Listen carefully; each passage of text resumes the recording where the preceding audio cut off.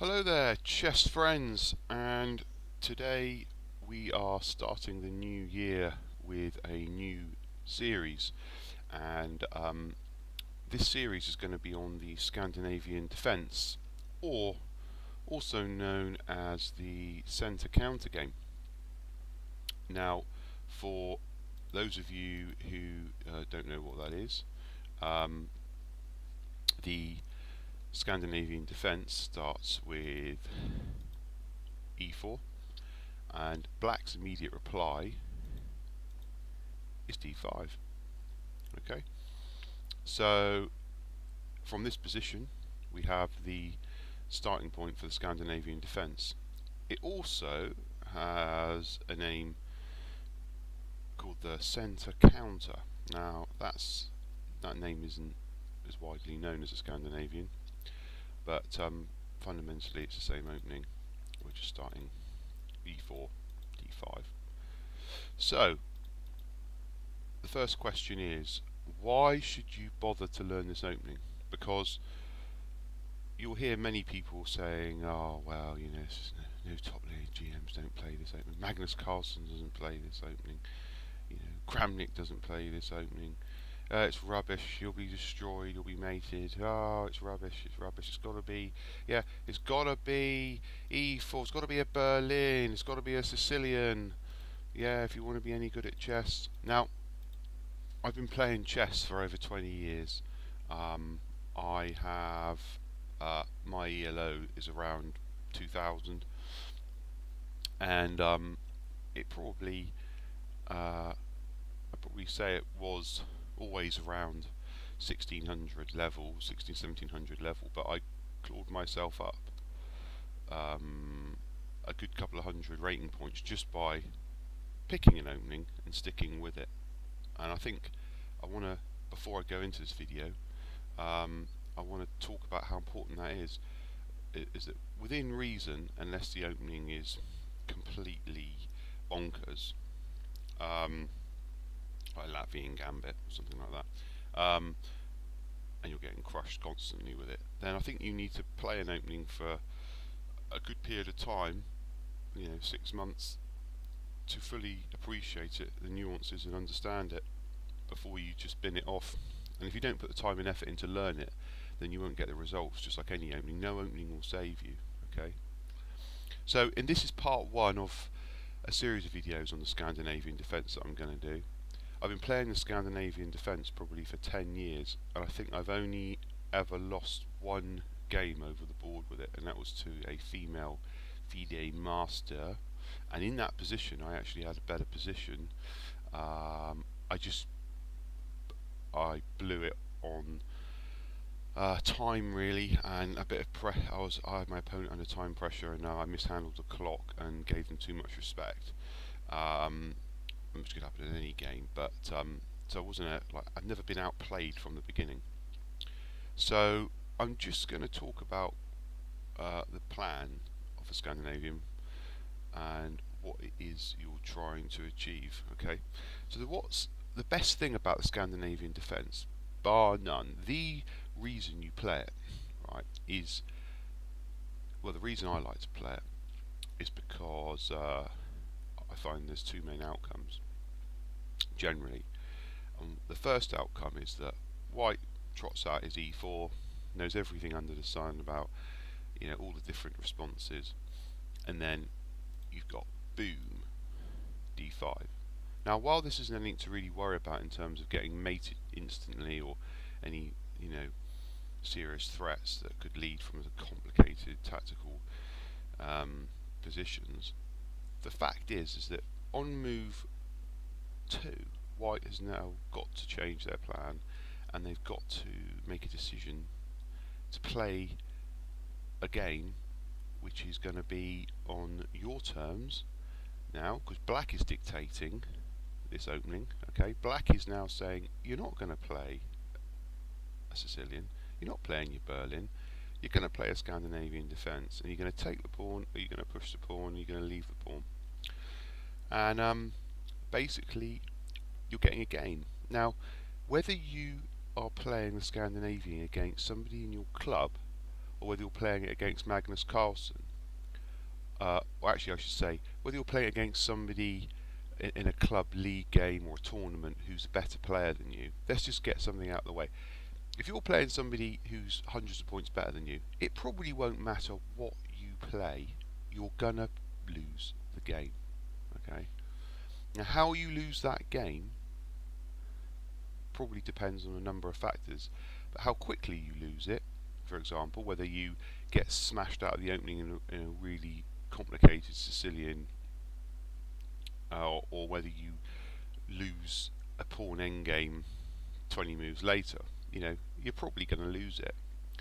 So I think nearly all chess openings are good enough to play at club and tournament level. There's no real issues, and there's a lot of rubbish out there about pomp and about how if you don't play this, you're never going to be any good. It's not going to help your chess, and you have to be practical and ask yourself, unless you're some kid who's being coached every day from the age of about 7 with GMs and has got all the time in the world to play chess and learn chess and study everything under the sun, then realistically you need to consider what you want to get out of the game in the practical time you have available to learn an opening.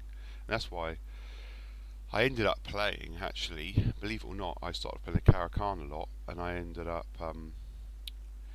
binning it and playing the centre counter, because I got annoyed with the Caro-Kann, because although it's a very solid opening, it's got some incredibly sharp variations where you just can get annihilated, and I just thought, I don't want to get annihilated by somebody. I don't want to be put in a situation where somebody's a bit better than me, knows a lot of theory. Within move 5 I'm having to play very accurate moves. I just thought, I don't want to do that at the moment. I haven't got the time to study and prepare for that eventuality. So maybe it's lazy man's response to e4, but I don't think it is. I just think it's different, and there's no doubt that it's still tricky to Scandinavian, and you can still get yourself in some hot water. But there's also the plus side of the surprise element, and the fact that it's not played that much. I will say, actually, I looked at the recent World Blitz games, and Nakamura played the Scandinavian and beat somebody quite notable, actually. It was Shirov, I think, in the 2018 World Blitz Championship. So, and other top GMs have played Scandinavian. Although I personally don't like the variation they play, I think it's too risky. Because there are a couple of variations where black fianchettos his bishop here. We're not going to look at that variation. We're going to look at today the just a basic main line and the ideas in this video. It's going to be relatively short and sweet. And if there's anybody who likes it and is interested, then maybe I'll make some more follow-up videos. I am going to make some more follow-up videos, but how deep we go into it, we'll see what the interest is. So, e4, d5. So the normal reply from white is just to capture this pawn. Now, you have a choice here. There is a line called the Portuguese variation, where black admits not to capture this pawn and instead bring his knight out. We're not going to play that. This is the pure Scandinavian we're going to capture. Now, here we have a critical juncture. White has tons of responses here, absolutely tons. They can play the knight out. I can play d4. I can play c4. They can play knight c3. Can't play g3, obviously. They can play b3. They can play bishop e2. All these are valid moves. We've even seen knight d2. Okay. So the most common reply, bar none, on the main theory is knight c3, hitting the queen and getting a so-called tempo. Now, in this position, we've got three main options. Queen a5, the old main line. Okay. Queen d6, which is often known as the Tivyakov, Sergei Tivyakov, who plays the Scandinavian a lot. A GM from the Netherlands, actually, worth looking up his games on ChessBase. Still plays the Scandinavian. And the third reply, we've got Queen D8, which is known as the banker variation, I believe. Okay, so the line we're going to just talk about today is going to be this Queen D6 move here. Now, it might seem a little odd to move your queen in the opening, and it violates opening principles. People will tell you, you know, you've moved the piece twice in the opening. Not only have you moved it twice, you've moved your queen. It's out in the middle of the board. How stupid! But what we actually find is once White's committed to this Knight C3 move, is actually White's got to work very hard to get a really decent advantage here. And to be honest, I think the development is very comfortable for Black, and there's no real issues. You just have to watch out for a couple of nuances in the move orders. So here we often get D4. I like to go in for C6 here. I don't play the knight straight away. You can play the knight straight away to F6. The problem with knight F6 straight away is that I find you can get your bishop gets pinned, and it's not a real biggie, but I don't really want to have double pawns yet. You could bring the knight in here and it blocks the bishop from developing.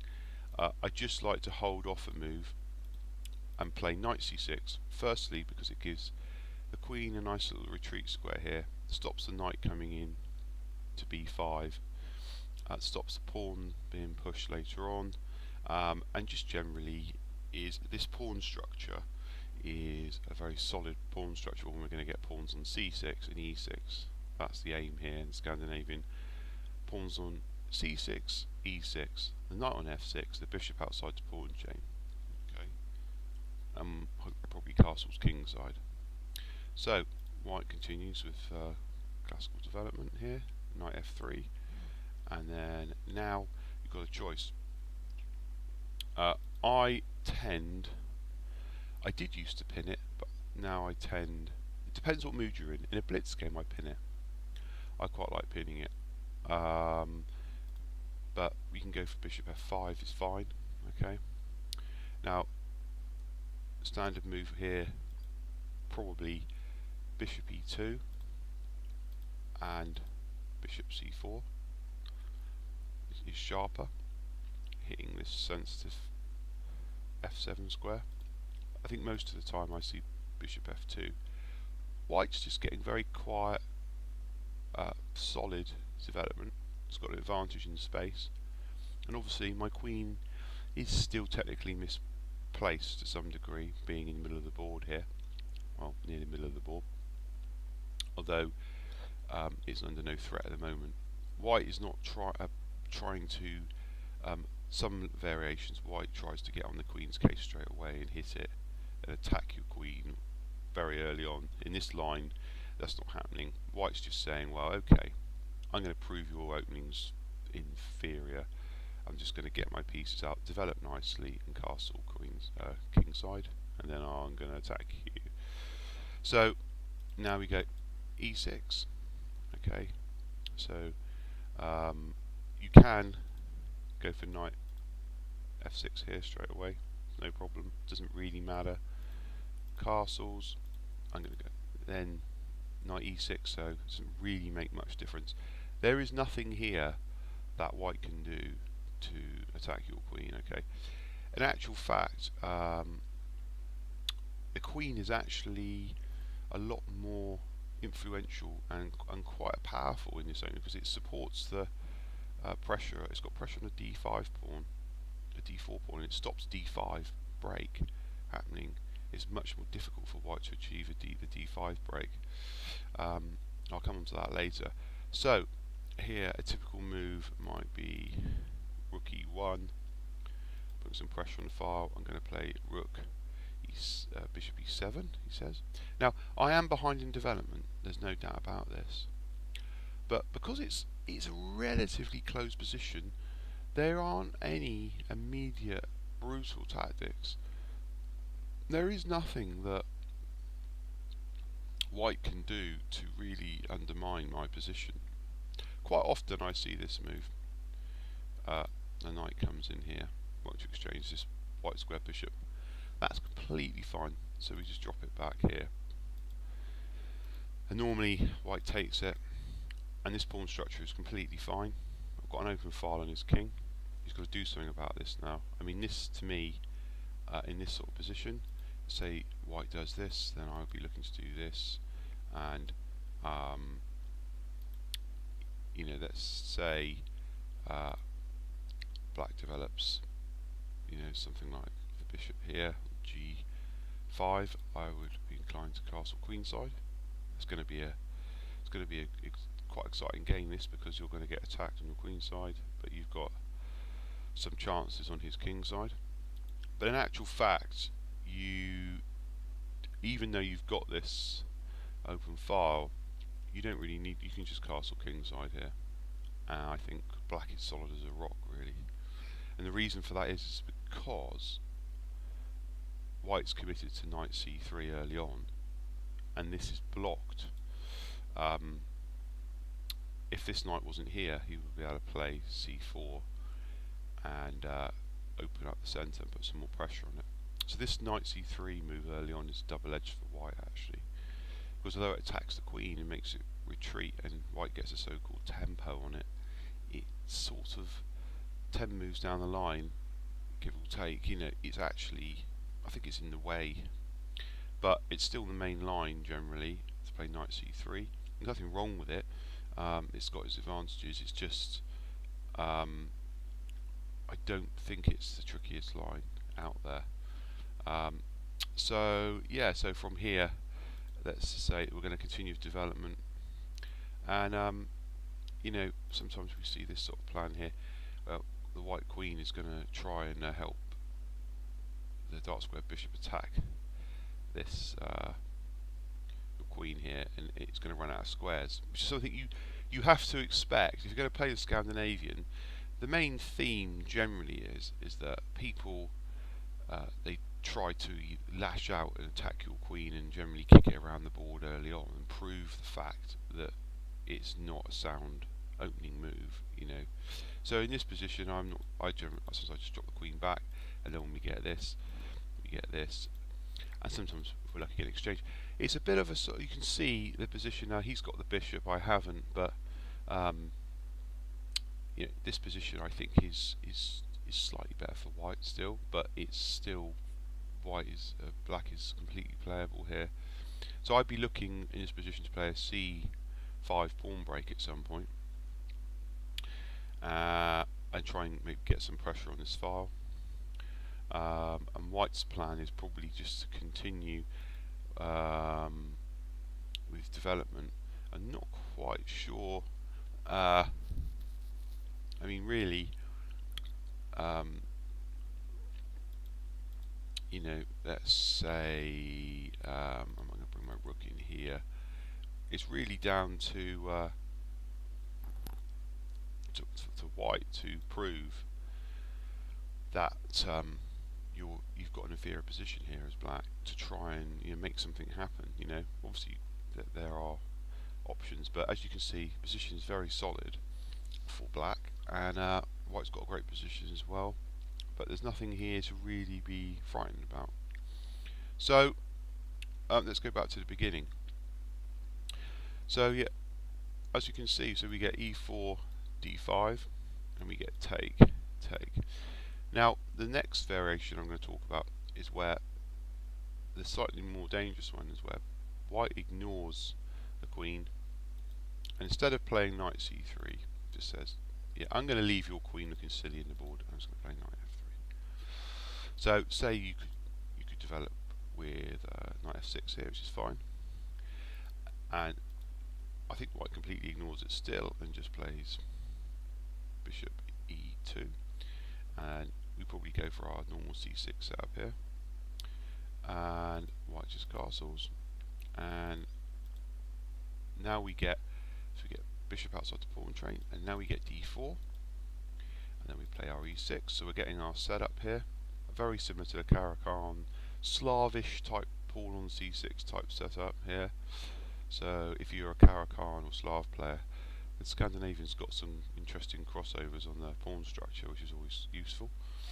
So we get i6, and now this is where things get a bit different, because we have moves like this, c4, where we're hitting the queen. So now I generally drop the queen back to d8, and now white can bring the knight out to c3. You see, and now we've got I think this is better for white than the last variation in lots of ways, because he's got his pawns, his knight is behind the pawns, and he's got this threat of trying to push d5 later and get his rooks behind. So, and it is a little bit cramped for black, as you can see. So, you know, something like rook here. I need to get this knight in the game. So I'm going to play something like queen d2 for white, and you can see, like, I can't go here with my queen. If I go here, it's white wouldn't play c5 here, but it's having got a tremendous amount of squares here, and I have to be a little bit careful in terms of my when this rook gets lined up here. So let's say I go for something like, you know, trying to exchange his dark square bishop off, and he might just refuse that. I'll probably drop that back. He might just bring his bishop, his rook in. So there's a bit of pressure down this file. That means I can go here. Now if I go something like here, and we go here, and we try to do that exchange again, you can see it's a little bit shaky here. This piece set up, we've got to be a bit careful. So I don't want to go too deeply into the middle game. I'm more interested in the moment in just showing the various plans that white and black has in the Scandinavian. So the main point of this line, this opening, was that white gets c4 and d4 pawn centre, which I think is more dangerous, and you have to be careful where you put your queen in the end, because if white gets d5 in, then you can be in trouble and your queen's misplaced.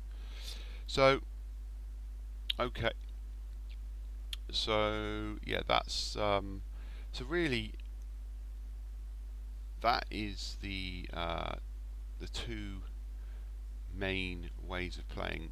The first way, the knight c3 line, is much more common. I play against knight c3 nearly all the time. Probably 90% of the time I play against knight c3. If you play against somebody playing knight f3, then they've watched some videos and they've put some time into learning a good line against a Scandinavian Queen d6 variation, okay? Because you don't really play like that unless you really know what you're doing. The majority of people will say know what you're doing. I mean, as you studied some theory. There's nothing wrong with the knight c3 line as white, but it's just different. It's I don't think there's as much. It's as critical in the end. A couple of one little opening trap that you can fall into. Excuse me. I fall into it myself. This is quite an aggressive line actually. I think it goes knight f3. Now actually, I think it goes bishop c4 immediately, and then I'm just saying, if black is casual and just carries on developing here, let's just say we go like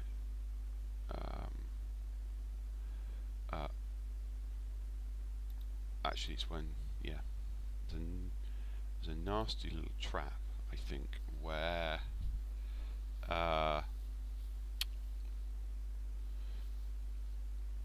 if you try to pin the f3 knight, when this bishop comes to c4 in the Scandinavian Qd6 variation, then you know you cannot play bishop g4, because what we get is bishop takes pawn check, king takes bishop, and then we get knight check here, and then the queen comes in and wins.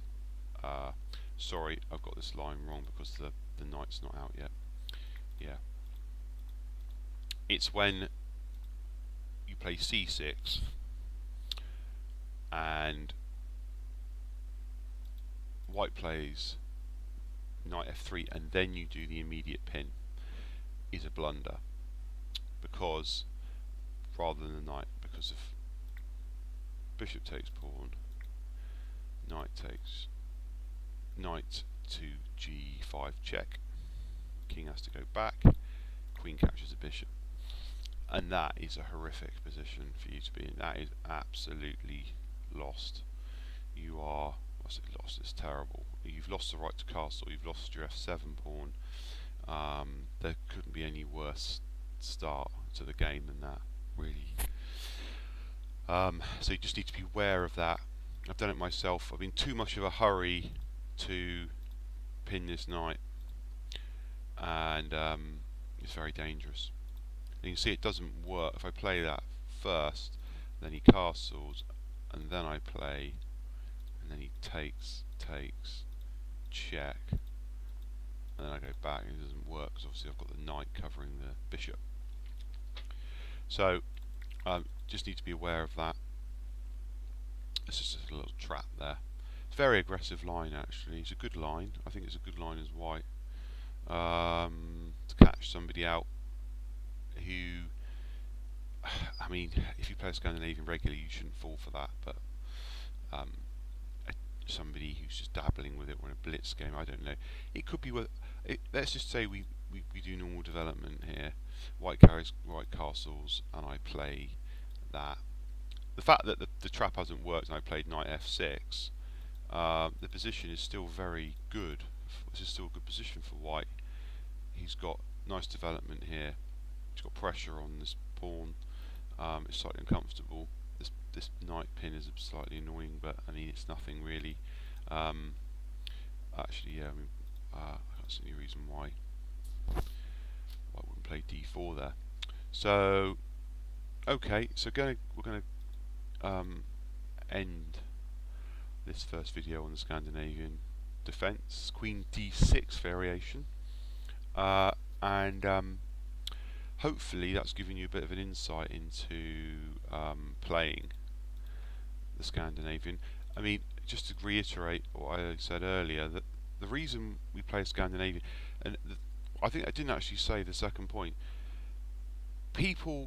I've seen people get, they're almost furious that you've played this opening against them. You know, they're disgusted by it. They hold it with utter contempt. A lot of players, I've seen them, they've just tried to destroy me, mate me from the beginning. You know, they're just gone some ridiculous, it's like, you know, they've literally gone bonkers and thrown the kitchen sink at my position very early on, because they're almost insulted by it. And I think that's something that's happened to me quite a number of occasions, and I've just won. I would say with the Scandinavian, don't expect huge amount of don't expect many dazzling tactics and amazing sacrifices early on. It's quite a dry position that you get from the Scandinavian, and it's actually as I said, one of the issues is that white can get upset and try to hack you to death very quickly, which backfires.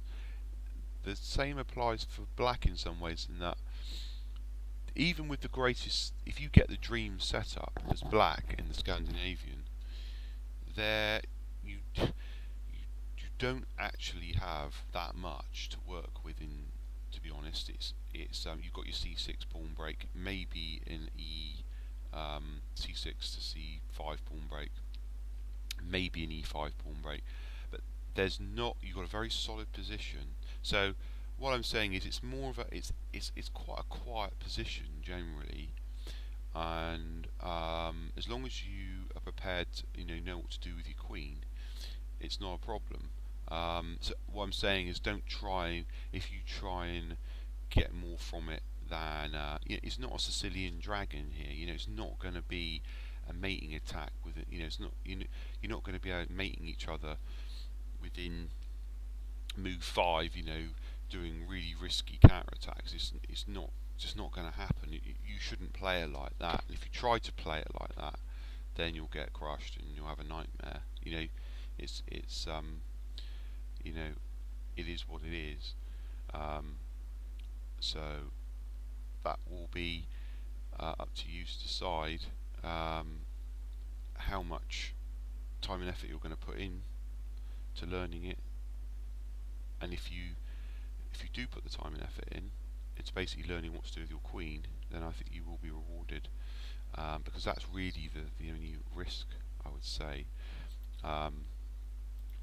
is what to do with your queen and knowing when it's in danger and when to move it.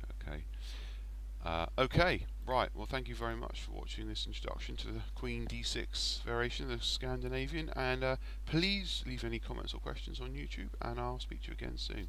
Thank you.